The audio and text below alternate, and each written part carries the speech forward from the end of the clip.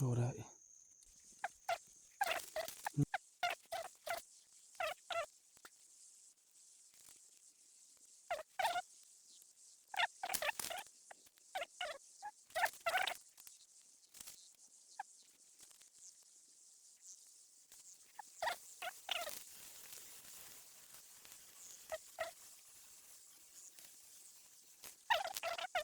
ยากเลย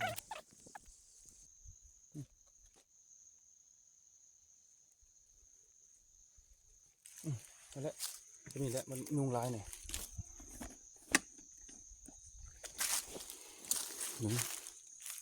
มันหาหมากไม้มาวางใส่มันลึกมันกิน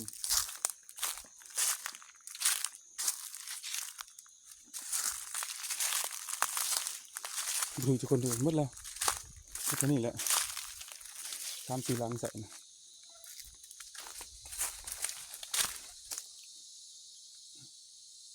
เชียงไก่บินป่ะยิงเชียงไก่บินป่ะ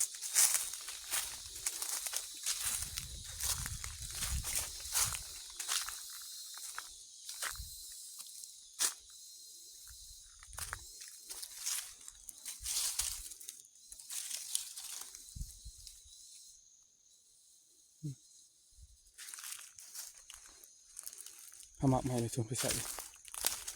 ดึงขึ้นมากินหมากไม้นี่คือนี่หมากมันเป็นรอ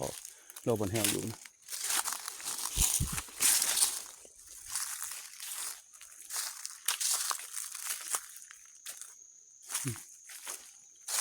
มาวางแบบนี้แต่ว่าหนูมากินก่อนในกลางคืนนะนี่เป็นหนูเหยียบเลยก็ได้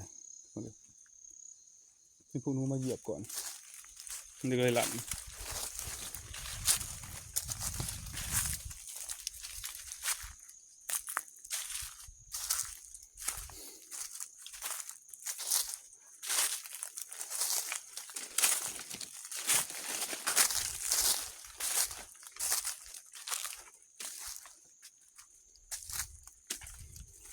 บดถึกไปเลยบดถึกนี่เกล็ดหมากนี่แหละนี่ใช่บนแหวอยู่เจ้าหมากยังบดจักสื่อมันนี่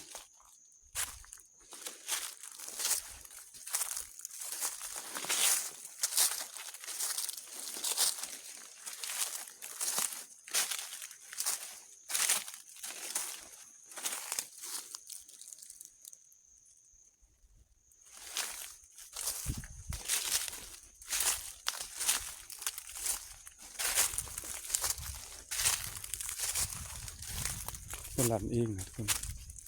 เสือมันตุมันไหลมันหลั่นเองมันใส่ใส่เอาไก่ป่าที่เอาเครื่องของกันลงไปลุกพอจะเพิ่มมีบทนุ่งมันหลายเลยตัวบนไก่ซะนี่ตัวนี้บนไก่ซะก็ยาวเลยแถวนี้มันมากินบ่อน้ำนี่เธอมันมีบ่อน้ำนี่คนนี้ไก่ขึ้นมาเท่านี้นี่มันขึ้นมาหากินน้ำมีบ่อน้ำ2 บ่อนี่2-3 บ่อน้อย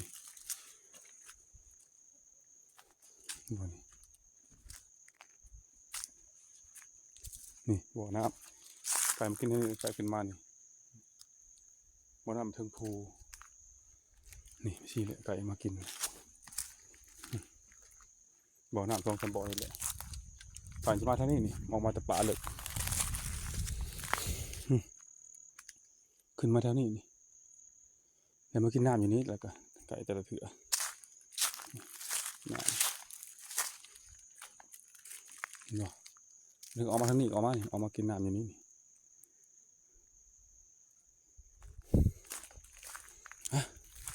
ต้นต่ออีกให้เบิ่งมุมที่ว่าเอาไว้เสื้อผ้าไว้ที่นั่นไว้เครื่องของพวกโซลาร์เซลล์อยู่หรือบ่นี่หมากนี่ทุกคนหูหมากยังนี่คนมันเป็นหมากยังมันจะจำชื่อได้ทุกคนหมากยังมันจะมีเครือดอกขึ้นตำหงาไม้พวกไม้ใหญ่ขึ้นเครือมัน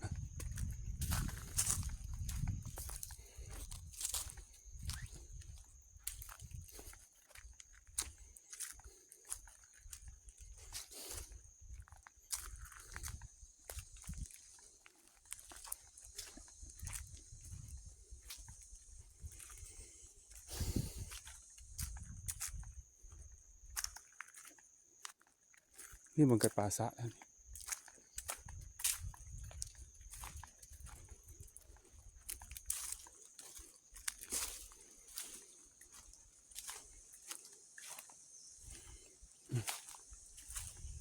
ทางเลาะยากันยุงกับบริหารครับ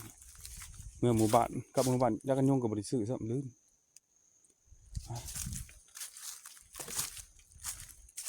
นี่ขี้เกียจตัวยังโคตรน้อยเลยนี่ก็พวกรอดคนพวกมันเขาจุดป่ามันลามตัวเก่าแหละหลายปีเลยรอยกาบเก่ามันพอตกฟอลลงให้ตกหลายหลากแค่นี้ดีทุกคนผู้กจีอยู่อยู่ทางผู้อยู่ผู้กจีเป็นหมูกันเมื่อนำมาละหมูกันในพานละหมูกันเทิงหมดเลย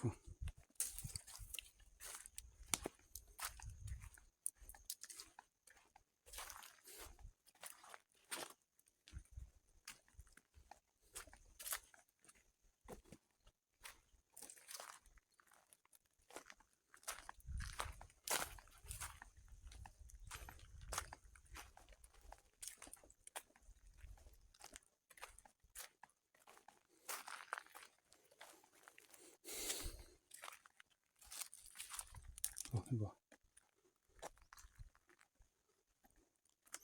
ผู้เขาแหมผู้เขาจีผู้เทิงสู้แนวมาแต่หมู่บ้านมันก็เห็นต้นสูง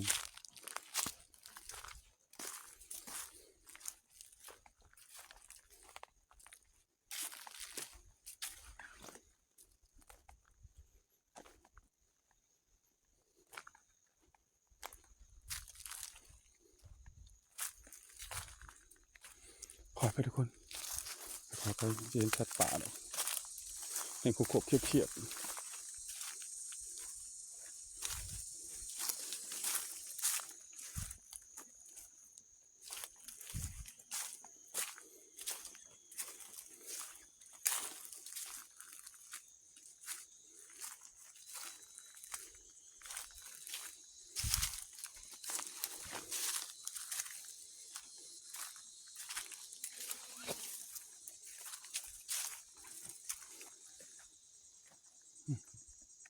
เหมาะเลยทุกคน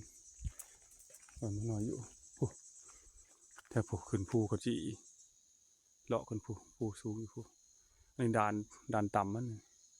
แต่ก็ยังสูงอยู่เลยผู้จะขึ้นหอดทางนี้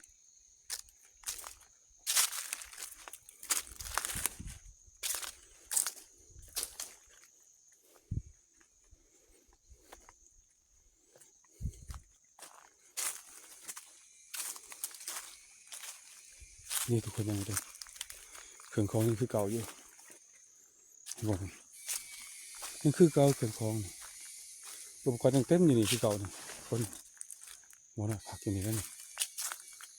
เธอยังคือเก่าทุกคนนี่เครื่องของนี่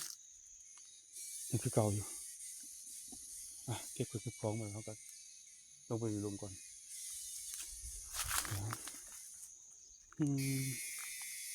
ยังคือเก่า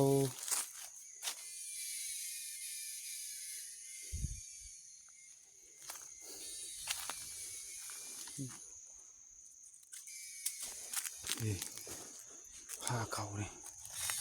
นี่ผ้านี่คือเก่านี่ทำไมถุงมือยังคือเก่าภาษาบัดนี่คือเก่าอันนี้ก็เป็นหัวสายเสือกนี่คือเก่าคือไฟคือเก่าหมดเลยทุกคนคือเก่าหมด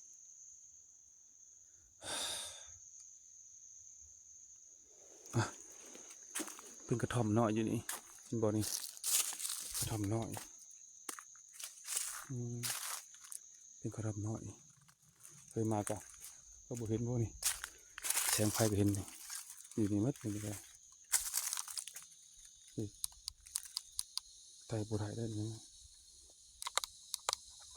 มัดไฟเลยบ่ไต่บ่ได้มัดไฟแล้วนี่ เออหมดไปเองไฟก็หมดไฟไปเองไอ้บ่หุงเลยหมดคุณไปแล้วฮะเก็บพร้อมกันมันถึงไปหลุมไปแล้วสิ่งของอยู่คือเก่าปกติ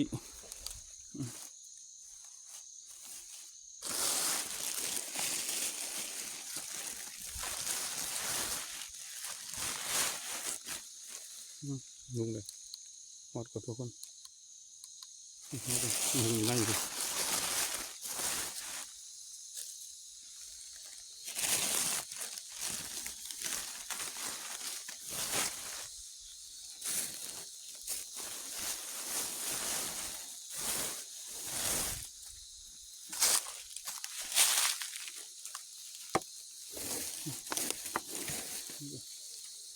ตุกน้ำเลยใส่น้ำกิน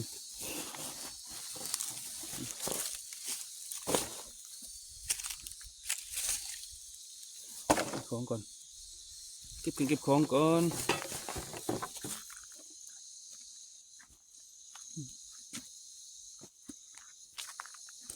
ก็ยังหลายอยู่เลยล่ะเครื่องของก็ยังหลายอยู่นี่มันเหี้ยตัวนี้ตรงนั้นมันเหี้ย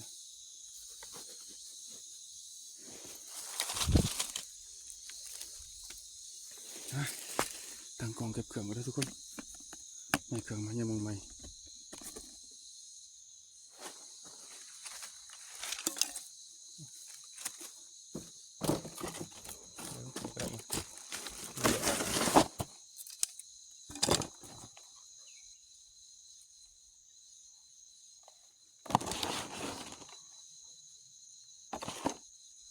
นี่ก่อนนี่ของเรา